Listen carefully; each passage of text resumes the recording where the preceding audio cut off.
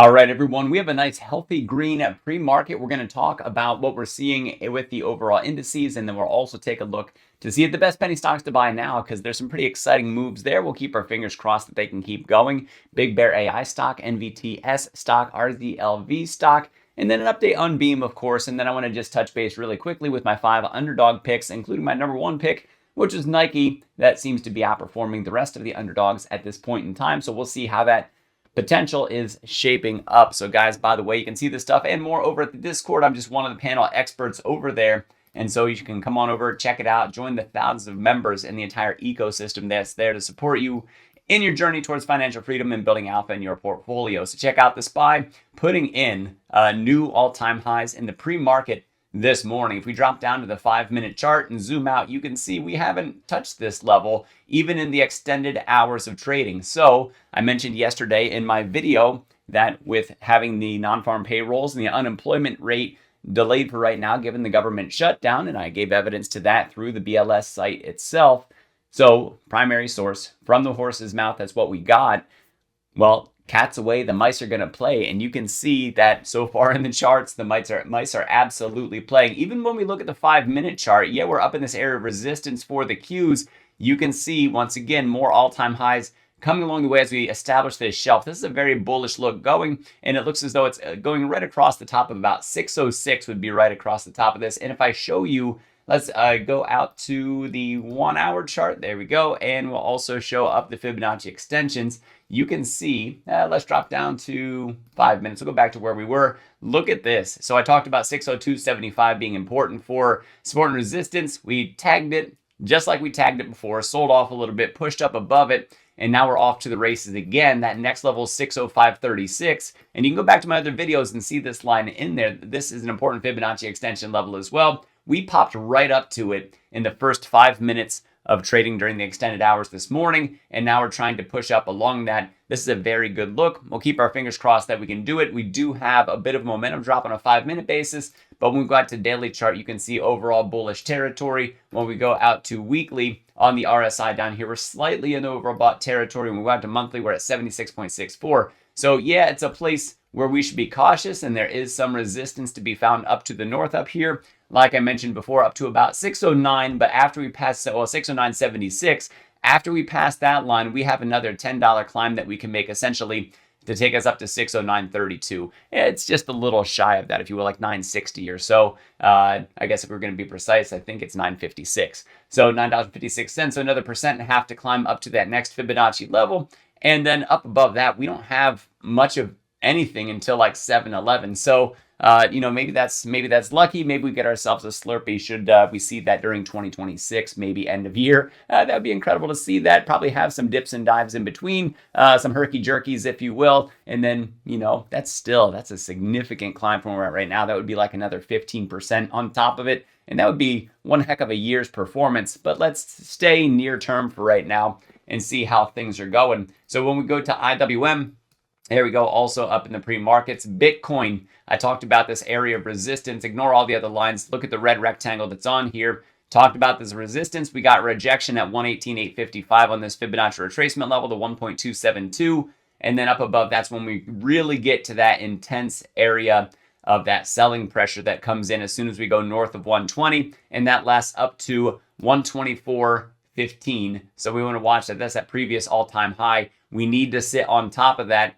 Might be okay if we sit on top of 123.621, but in my opinion, 124.517 is that number, according to the Bitstamp chart that I have here, that we want to sit on top of. That opens up that price target that I have for, let's go to the weekly chart here, for 2025 end of year, which is about $150,000 per BTC. And I got to show my inverse head and shoulders here, and we'll take down some of the other technicals so that you can see that as well. We'll hide that stuff. There we go. And let's get rid of the Fibonacci extensions. There you go. There's that price tag, 153.12. Put it back on the screen for you. I'm sorry for my jumping around and lack of coordination. It's just what you get from me. I'm not a coordinated person. My brain is good. My body doesn't always match up with, with exactly what I want. Big Bear AI stock opening up above yesterday's high. Always a good look. What does it look like with the technicals? we are right at almost at 717. Getting on top of 735 would be on top of this resistance. You can see the rejection that we got back on the 25th of September, and we got to watch this trend line that's just to the north of that. But up above that 735 mark, we have 785, and then up above that takes us back up to $8 range like we saw back on the 23rd of September. And now we have some renewed, refreshed momentum to help push us there.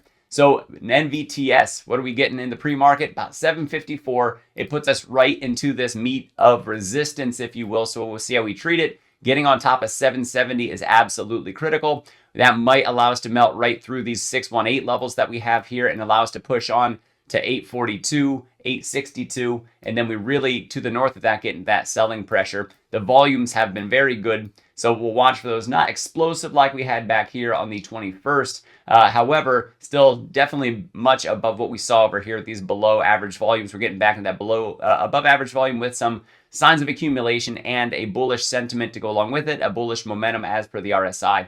RZLV, man, it's trying, but I will tell you for this one, for right now, and maybe this is good for people who are bullish on it and maybe people who put in a long-term investment. I am not one of those people. I traded this with an options play for earnings and got 54% on that one, and that was a very nice profit to have. Otherwise, I have no positions and I've taken no positions other than that one, made a successful trade on it, put it over at the Discord. People who followed along with it probably are also very happy with it, but so far we're getting lower highs and lower lows. This thing's on a downtrend. We need to snap that before we can really start to count on moving back up above it.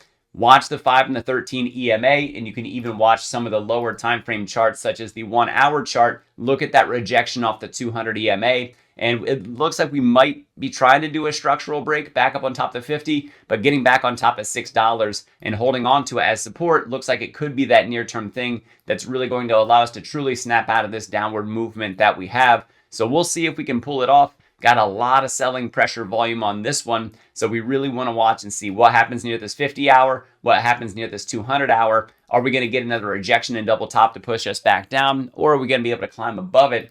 Like I said, right now, currently, we have a bit of a downtrend on that one. If we go to a weekly chart just to see what it looks like, it started off a little bit bull flaggy, but now we're starting to get some over penetration, if you will, to the downside. That could be a little bit troublesome for us, but it could also really show us where the next major area of support is if we're going to sell down that low, which would be around the 13 week or even around the 50, which would be in the mid to low 4s. So not to put out an overall bearish sentiment on RZLV, I still think with how much accumulation has happened, I still think that we're finding that place to settle, and we're just looking for smaller time frames for when that takes place.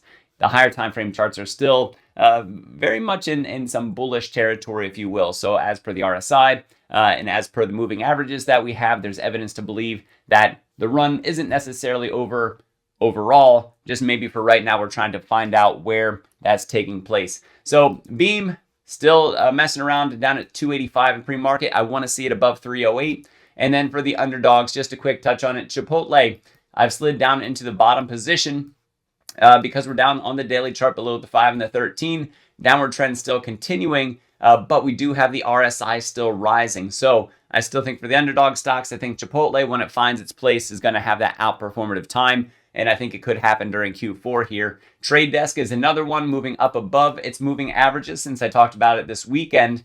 Going back here saying about moving up above the moving averages, we definitely had it the past 3 days. Finding support at the 13, we could push on to that 50. Seeing another 10% on this one, maybe a little bit more, taking us up to that 50 EMA. Under Armour, also looking very good, showing us some indecision, but when this breaks, that could also push us up significantly higher from where we're at right now. We'll see if we can get that momentum. Right now, there's no significant volume to assign. The RSI is interestingly, though, climbing, and it's up at about 47. So watch for that crossover and watch for that volume-supported breakout. So Crocs, there we go. Crocs has slid up to number 2 on the list, and this one's the closest to its 50. It's well above. So we had that movement on Friday, and then bullish, indecision, more bullishness. Look at those long bottom wicks. That buying pressure just keeps coming in. Watch for that break above the 50 EMA. Probably a rejection at first. Might retest the 13 and then maybe push off from there. We'll have to see if that's the look that we get from it. And then Nike's still taking the number 1 spot as it's up above the 200, the 50, and it's even up above its close from yesterday after we had a 6.41% climb. We're up about 0.43% in the pre-market. This one there's probably going to be a retest at some point in time, but there's a whole slew of bullish crossovers coming between the 513, 250, and seeing those faster moving averages cross up over the slower ones. That could be a very good thing for us. So guys, that's the update that I have for you. I think it's a time to be very hopeful, if you will. While the cats are away, these mice are going to play, and these mice are looking like bulls with little horns on their heads, little tiny rodents trying to scrap out every last ounce of green that they can find in the market. Join us over at the Discord. Join the celebration. Join us in supporting you in your journey towards financial freedom and building alpha in your portfolio. Code word doctor when you sign up. Save you 50% off your first month. Snag those courses while you're at it for technical analysis and options trading. If you do that, use the code word doctor. Save you another $400. Bundling the courses for that link for Stockmo Academy down in the description will also give you a bundle discount. Thanks for watching. I am Dr. Stock, Doctor of Education. Remember, my friends, that learning is earning, and we'll see you in the next video.